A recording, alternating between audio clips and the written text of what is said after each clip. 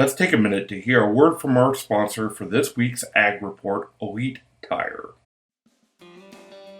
Elite Tire and Automotive. Ever have one of those days and just need a little hand? Well, with our remote services, we'll just hop right on it. Get you back on the road quick and easy. With automotive services to cover all your mechanical needs. Need that state inspection done? Well, we can do that too. So roll on in and see a friendly face. Give us a call and we can be right on the spot to assist you. So trust the friendly folks down at Elite Tire and Automotive, 972-775-1055. Now let's join our host, John Paul Dineen, in the studio with this week's Ag Report. Howdy folks, welcome to this week's Ag Report. So this week we're going to take a suggestion from our good friend Andy at the Waxahachie Sun. He mentioned to me, he said, it's summertime and folks are planning vacations, and if you use social media, you might see those little memes up there, vacation in 31 days, 2 hours, 5 minutes, and it's a little countdown kind of a thing, little fun stuff to look at.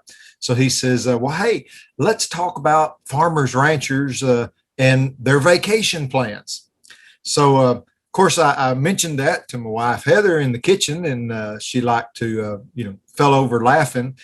For those of you that are either farm kids, or you grew up, on a farm, or you're farming and ranching now, you feel me. You understand where we're going here. So y'all hang on. I'm gonna tell you about vacation planning on a farm or ranch. Okay, so in all seriousness, most folks.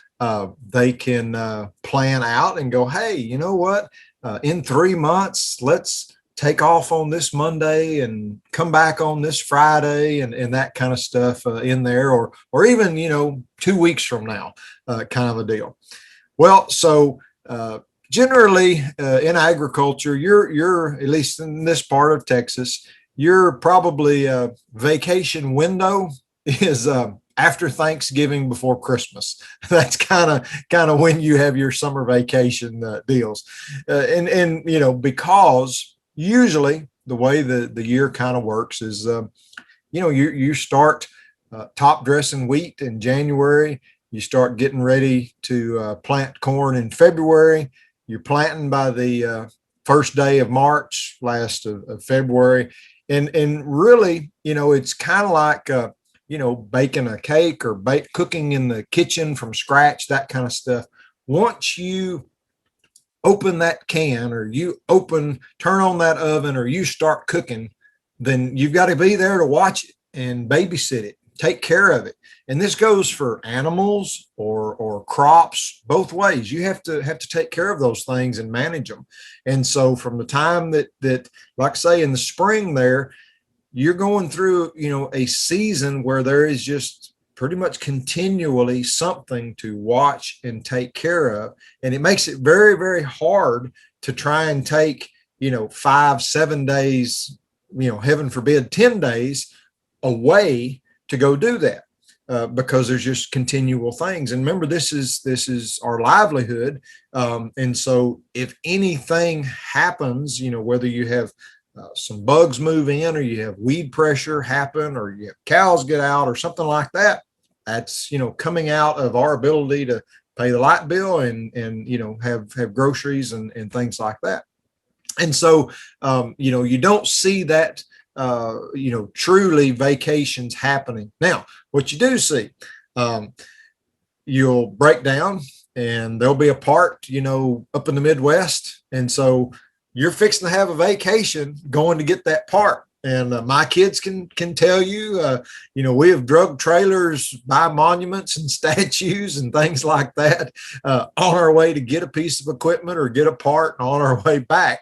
And so we do have impromptu vacations in agriculture. It usually begins something like, honey, this broke today and they can't find one. They got one in the factory in Moline or something like that. So pack it up, we're leaving in the morning. And so that's usually how vacation plans start. And so you come home and you're like, hey kids, we're headed to Moline and we're gonna stop in Kansas and see the biggest ball of yarn at Greensburg, Kansas, that kind of stuff.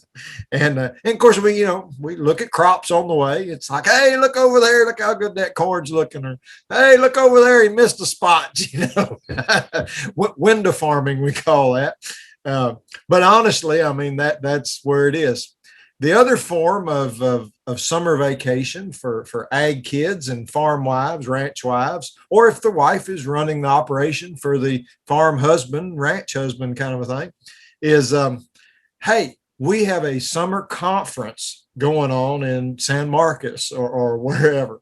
And so we're going to pack up with 100 of our other farm and ranch families, and we're all going to just convene down there for a conference.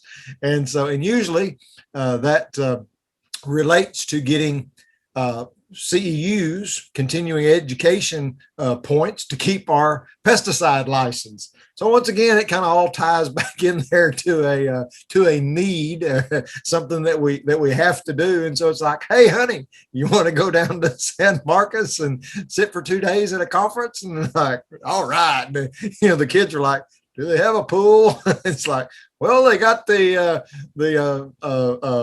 discount strip center, next door. You can go shopping. So, but anyway, so I mean, those of you, like I say, you're nodding your heads. You feel me. You understand if you grew up in agriculture in there. So that's where that Thanksgiving to December, that's your summer vacation, because usually we've got all the crops out. We've got the land kind of laid by. We've got wheat planted there, hopefully before Thanksgiving, and we kind of have things put to bed, so to speak, for a little bit. And so that's kind of the window of opportunity to take a vacation, you might say. Now, providing that we've had a decent year and got our bills paid and that kind of stuff. But anyways, just thought that was kind of fun when Andy says, well, hey, tell us about, farmer vacations and stuff. So I thought that would be kind of fun to share. My kids were here. They could tell you, oh my, we've been here, there, been everywhere, man, like the old song goes. And if you walk around the barnyard, I'm sure that most producers can kind of tell you there's stories behind that stuff. So they're walking along. Yeah, I remember, that final drive went out over there and we had to go to Tennessee to pick that thing up, and yep, that right there, that went out and we had to go up to, Oklahoma City to pick that one up, or we had to go to Heston, Kansas to pick up part for that hay cutter over there at the dealership. So that they understand. So anyways, enjoyed kind of sharing with you the vacation plans in agriculture. Hope y'all have enjoyed, maybe gotten some chuckles, and y'all enjoy your trips as you go. And as you go and you enjoy barbecuing or smoking, that kind of stuff, remember the folks in agriculture that work hard every day to have the most abundant and affordable food supply in the world here in the United States. So y'all take care now.